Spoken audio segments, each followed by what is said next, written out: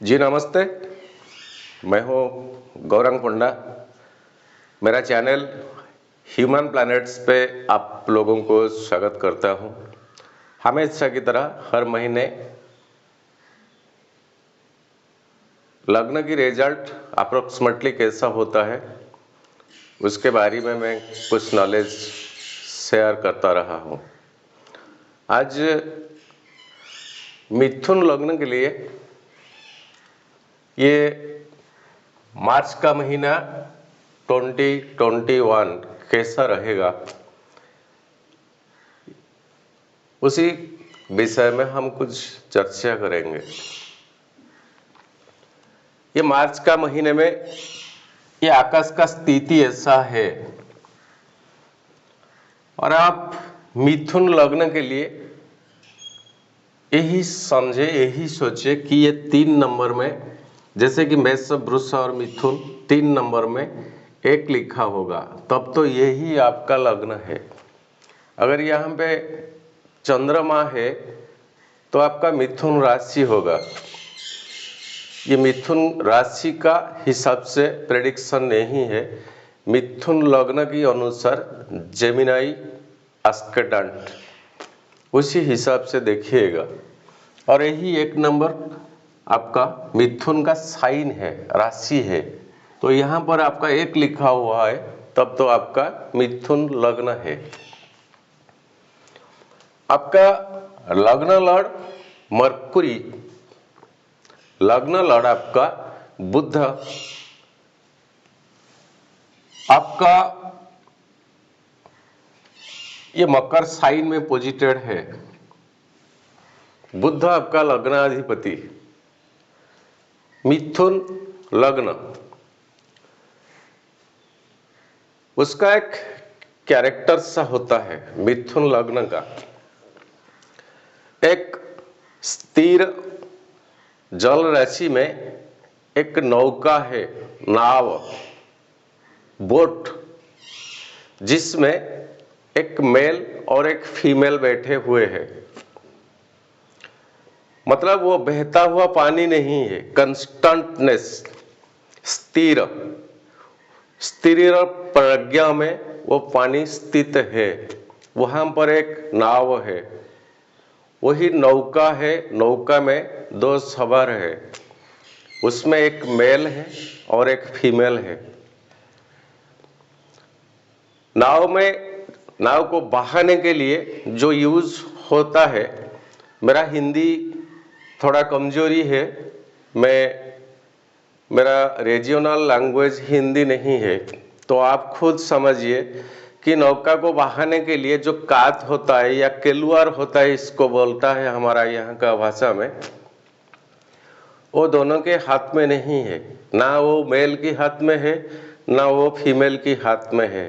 अर्थात एक कंस्टेंटनेस वाटर में, स्थिर राशि, जल राशि में एक नाव है और वही नाव में 2 बैठे हुए हैं, एक मेल बैठे हैं और एक फीमेल बैठे हैं। सिग्निफिकेंस क्या है? दोनों लगभग सा जुड़ के बैठे हैं। मतलब डिपेंडेंसी किसी के ऊपर, अगर पवन हवा कहीं जाएगा, जिस तरफ हवा जाएगा तब तो उस तरफ वो नौका बहते जाएगा। समझने की कोशिश कीजिए, थोड़ा सा टेक्निकल पॉइंट्स है यहाँ मिथुन लग्न के लिए। वो नाव कंस्टेंटनेस है, स्थिर है, हाथ में ना कात केलुआर कुछ होता है। मेल और फीमेल बैठे हैं तो उनके हाथ में कहीं किस दिशा में जाने के लिए ऐसा कुछ इंस्ट्रूमेंट्स, उपकरण नहीं है, तो टोटली डिपेंडेंट किसी और पे छोड़ दिया है। किसी और मतलब उसी जगह में कौन आ सकता? हवा, पवन, एयर फ्लो, जो फ्लो जिस तरफ से आएगा उसके अपोजिट साइड में वो नाव को बहता हुआ, मतलब फ्लो करके ले जाएगा। हवा की ताकत, झोंके से वो अपोजिट साइड को नौका चले जाएगा। मतलब डिपेंडेंसी अपने ऊपर नहीं है, वो क्या करेंगे क्या नहीं करेंगे कुछ नहीं है। डिसीजन मेकिंग नहीं है। अगर डिसीजन मेकिंग होता तब तो हाथ में कोई लाठी, कोई छड़ी, कोई कात, कोई केलवर होता, कुछ नहीं है। तो भगवान भरोसा, जो होगा देखा जाएगा, ऊपर वाला जो करेगा। जब आएगा दिक्कत तब तो कुछ सोचेगा, किस तरह वो नौका को बहा के जाएगा तब तो वो सोचेगा, मगर उस टाइम हाथ में कुछ नहीं होगा। मिथुन साइन, फ्लक्चुएशन माइंड, दिमाग हमेशा क्विकनेस, स्पीडनेस, फ्लक्चुएशन माइंड, ऐसा करेंगे वैसा करेंगे, ये नहीं होगा तब तो ऐसा करेंगे, किसी काम को अधूरा छोड़ देंगे और उसके बाद दूसरा काम में हाथ डाल लेंगे, वो काम फिर अधूरा हो जाएगा, तीसरा कुछ दिमाग में आ जाएगा, तीसरे में हाथ डाल लेंगे। मिथुन लग्न का नेचर यही है, क्विकनेस है, डिसीजन मेकिंग ठीक से नहीं है। अगर आपने एक बार ठान लिया है, वंस यू हैव कमिटेड, ये काम मुझे करना है, I have to achieve that target, दोस्तों, there is no any power who can break you. मिथुन लग्न की पर्सनालिटी ऐसा है, वंस आप डिसीजन मेकिंग ले लिया तो आपका ना कोई शक्ति है आपको डिस्टर्ब कर सकता। Once you have decided something, यही है मिथुन साइन का पॉजिटिविटी। वो डिसीजन लेना उतना आसान नहीं है, वो डिसीजन, वो कमिटमेंट लेना उतना आसान नहीं है, क्योंकि बहुत सारे डिस्टर्बेंसेस आपके तरफ आते हैं, बहुत सारे डिस्टर्बेंसेस, वो सोशल हो, फाइनेंशियली हो, फैमिलियरी हो, कुछ भी हो, बहुत सारे डिस्टर्बेंसेस आपकी तरफ आते हैं, जिसके वजह से आप डिसीजन मेकिंग नहीं कर पाते हैं। यही है मिथुन, यही है जेमिनी का नेचर, बहुत क्विकनेस है। किसी तरह का एटमॉस्फेयर मिल जाए, किसी तरह का इंसान सामने आ जाए, वहां पर एडजस्टमेंट उनके लिए कुछ बड़ी सी बात नहीं है। बहुत काइंड हार्टेड है, दयालु है, किसी के बात पर बहक जाने से टाइम नहीं लगेगा, किसी का प्रॉब्लम की टाइम में कुछ भी दे देने से कोई प्रॉब्लम दिक्कत नहीं है। मिथुन जेमिनाइन पर्सन को वो दे देंगे, बाद में क्या होगा देखा जाएगा। वो जेमिनाइन साइन पर्सन के पास नहीं है, नहीं होगा, कोई फर्क नहीं पड़ेगा, मगर वो सामने वाला बंदा को कितना भी हेल्प चाहिए तब तो वो कर लेगा, तब तो वो दे देगा। बहुत दुख झेला है बीते हुए 3-4 साल में। क्यों? आपका 7.5 का टाइमिंग अब चल रहा है। 7.5 मतलब ये शनि आपका अष्टम प्लेस में है अभी, और आगे भी रहेगा नियर अबाउट और 1-1.5 साल तक। इस शनि के साथ अभी बुध और बृहस्पति कंबाइन होके मकर साइन में बैठे हुए हैं। यह आपके लिए अष्टम स्थान है। एक ज्योतिष की भाषा में अष्टम स्थान को मृत्यु भाव बोला जाता है, death inflation, the secret inheritance, the secret sexual affairs. उतना सीक्रेट जो कि ओनली खुद को पता और दूसरों को कुछ पता नहीं है, वो कब कहाँ किस सिचुएशन में फंस जाता है, ये अष्टम प्लेस उसके लिए जिम्मेदारी होता है। Shani the low gradations, low peoples, lower qualities, उनके साथ बहुत सा सीक्रेट इनहेरिटेंस,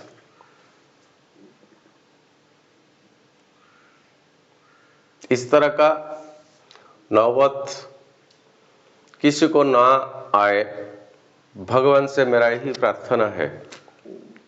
मगर यह टाइम बहुत कॉम्प्लिकेटेड है आपके लिए। ये मरकुरी थोड़े दिन के बाद कुंभ साइन में चले जाएगा, 9th पोजीशन को, आपका लग्न लॉर्ड, तथा 1 2 3 4 4th लॉर्ड। 4th आपका सुख, द प्लीजर।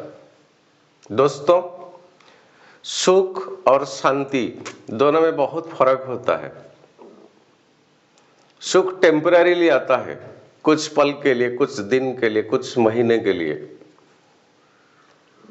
शांति परमानेंटली आता है, एक लॉन्ग टाइम के लिए आता है। तो आपका 4th हाउस का लॉर्ड मरकुरी, बुध होता है, सुख का स्थान, फैमिली का स्थान है। वो लॉर्ड अभी आपका 8वां पोजीशन में ट्रांजिट कर रहा है। वो 9th को जाने वाला है, इसी महीने में चले जाएगा। तब उसके बाद कुछ सुधार आ जाएगा उस टाइम, और अभी भी चले जाएंगे मीन साइन को, और शुक्र यहां पर होंगे। शुक्र आपके लिए प्लस पॉइंट का प्लैनेट है। शुक्र आपको नेगेटिव नहीं देंगे, शुक्र आपके लिए बुरा नहीं है, शुक्र आपके लिए बुरा नहीं है, ये हमेशा याद रखिएगा।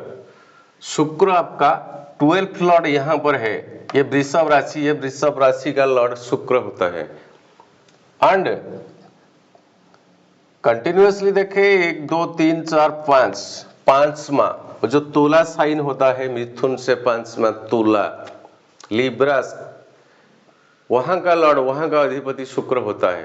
5वां place, the creativity activities, the goal, the incomes. आप जिस प्रोफेशन में है उसमें से जो रिटर्न आता है, रिटर्न किस तरह का हो, पैसा हो, प्रेस्टीज हो, सब सोशली वेल्थ हो, रेपुटेशन हो, कुछ भी हो, ये 5वां पोजीशन से आपको मिलता है। शुक्र आपका 5वां पोजीशन का मालिक है। शुक्र अभी 9th पोजीशन ट्रांजिट करता है, मगर और रवि के साथ अभी कंब्यूस्ट में है। तो शुक्र आपको जितना देना चाहते हैं अभी वो दे नहीं पाते हैं, जबकि रवि यहाँ से वहां चले जाएंगे, मतलब मीन साइन को ट्रांजिट संक्रांति के बाद हो जाएंगे, तब शुक्र यहाँ अकेला रह जाएंगे, और ये मरकुरी बुध आपका शुक्र के साथ हो जाएंगे। तब क्या होगा ना, लग्नाधिपति आपके शुक्र के साथ, ऑल्सो पंचमाधिपति बुध के साथ यहां पर होंगे 9th पोजीशन में। तब मार्च महीना का लगभग 15-20 तारीख से अप्रैल महीना का 15-20 तारीख आपके लिए बेहतर होने वाला है। 12th पोजीशन में आपका मंगल और राहु है, द्वादश स्थान, the hospitalization, the bedroom, the partnership bedroom, the sexual inheritance, ये 12th हाउस दर्शाता है। यहां पर आपका राहु एंड मंगल होता है, कॉम्बिनेशन, कंबाइंड ट्रांजिट पे ये है, एक अंगारक योग बनाते हैं राहु और मंगल मिलके द्वादश स्थान में। सिर्फ 12th स्थान, द्वादश स्थान आपके लिए नेगेटिव का जगह है। यहां पर मंगल का पोजीशन, मंगल एक आग का गोला है, आग है, आग इस तरह का रहा है कि जो साइलेंट की पोजीशन में है, मगर इसको चिंगारी, इग्निशन जिसको बोलते हैं, मिलने से तब तो वो आग जलेगा ना। चिंगारी देने वाला राहु यहाँ पर है और एक अंगारक योग बनता है। आपके लिए ये दोनों प्लैनेट बहुत नेगेटिव है, बहुत नेगेटिव है। 40 डेज का ट्रांजिट है, लगभग सा अप्रैल के महीने में चले जाएंगे मंगल, मिथुन साइन को आपका लग्न को आ जाएंगे, मगर अभी द्वादश में ट्रांजिट करते हैं। द्वादश में मंगल ट्रांजिट जब होते हैं तब कृतिका नक्षत्र में है। कृतिका नक्षत्र का लॉर्ड रवि होते हैं, भगवान सूरज होते हैं। कृतिका, कृतिका एक हट, बहुत हट नक्षत्र है और रवि का नक्षत्र है, और उसी नक्षत्र में रिलेट करता है अभी मंगल, नंबर 1। नंबर 2, राहु आपका रोहिणी में है। रोहिणी नक्षत्र मून का लॉर्डशिप होता है, चंद्रमा का। दोनों एक हट और एक, मतलब एक आग और एक पानी। आग में पानी डाल देने से आग तो बुझ जाता है, मगर उस टाइम जो उतना हॉटेस्ट वेपर निकलता है वो आपके लिए बहुत हानिकारक है साइंटिफिकली। वो क्या है,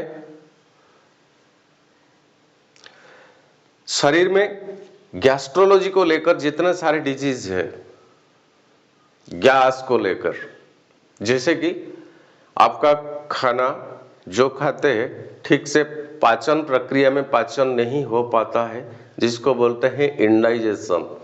इंडाइजेशन को लेकर जितने सारे डिजीज होते हैं,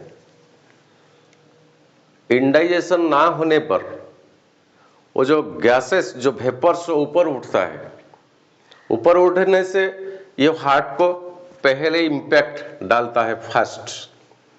तो इसके वजह से आपका रवि राहु के नक्षत्र में है, जो कि राहु आपका 12th में है, हार्ट का कारक है रवि। तो वो जो वेपर निकलता है, जो वेपर उतना हॉटेस्ट वेपर जो निकलता है, आग को बुझा देने के बाद जो वेपर होता है, बाष्प, वो कारक होता है राहु का।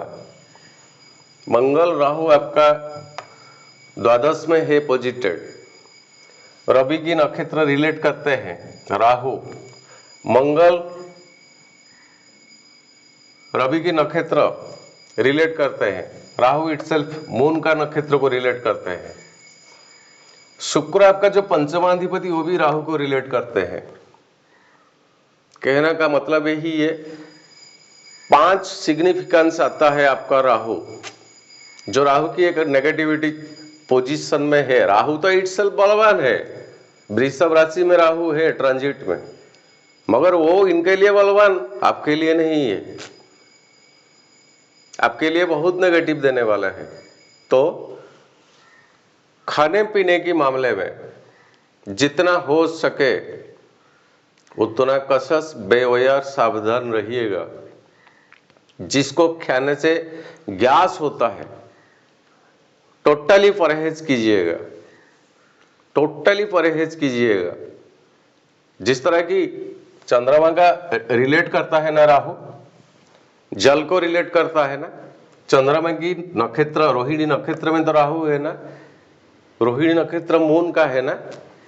मेरा कहने का मतलब ये है कि जल को लेकर, पानी को लेकर, जो पानी में गैसेस होता है, मान लीजिए आपका कोल्ड ड्रिंक्स जो फ्रीज में रखा जाता है, जिसमें सोडा मिला हुआ है, उसी कोल्ड ड्रिंक्स को आप जब भी इनहेल करता है, पी लेते हैं, पेट के अंदर एक जितना एरियाज होता है उतने से बड़ा आकार का वेपर क्रिएट हो जाता है आज इमीडिएट, जो कि आपका मुंह से वो निगलवाता है।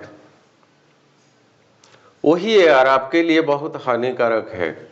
उस तरह का ड्रिंक्स, उस तरह का पानी कभी मत लिया कीजिएगा।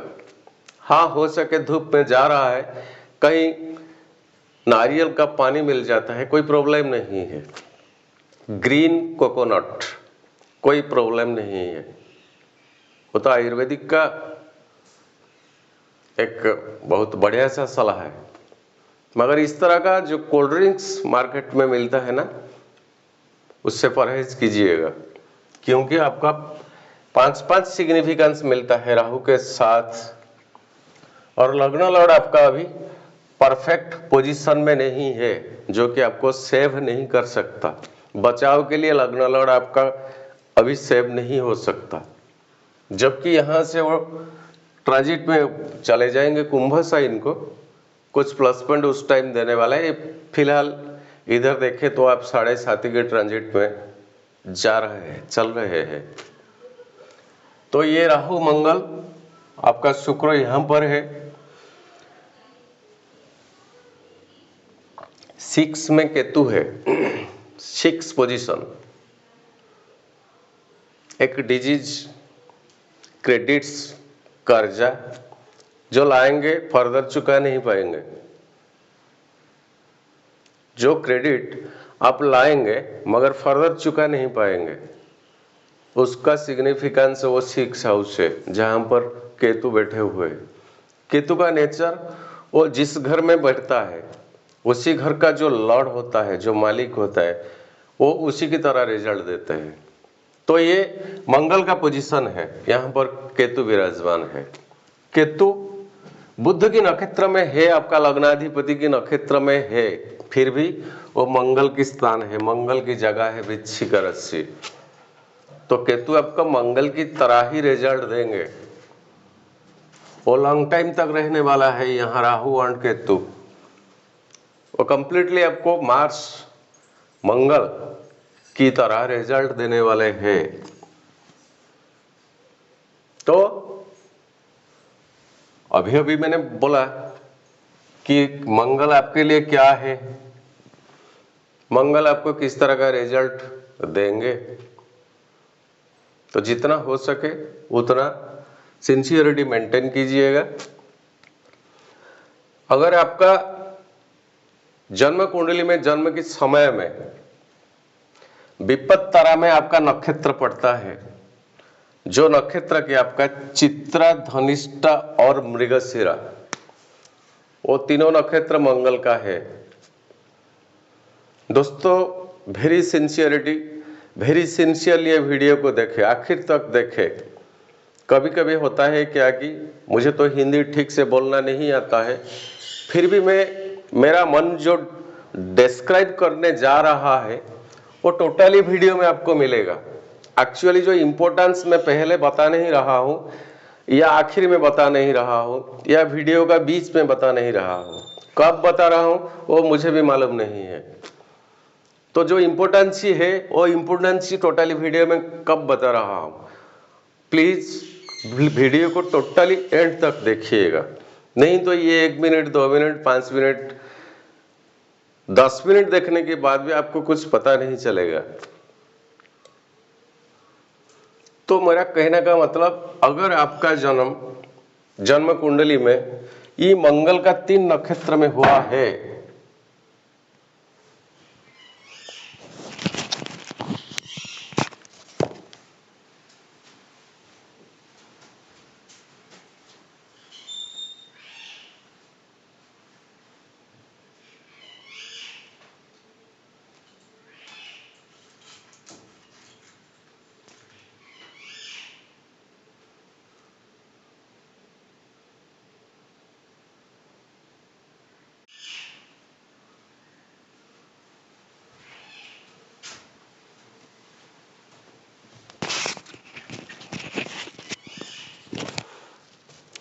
हाँ दोस्तों माफ कीजिएगा, थोड़ा सा डिस्टर्ब हो गया। अगर आपका जन्म ये मंगल का 3 नक्षत्र में हुआ है तो आपके लिए टाइम ठीक नहीं है, बिल्कुल टाइम ठीक नहीं है। गाड़ी, बाइक, कार वगैरह चलाते हो तो जितना हो सके उतना कसस, उतना सिंसियरिटी मेंटेन करें, नहीं बहुत प्रॉब्लम होने वाला है। अगर आपका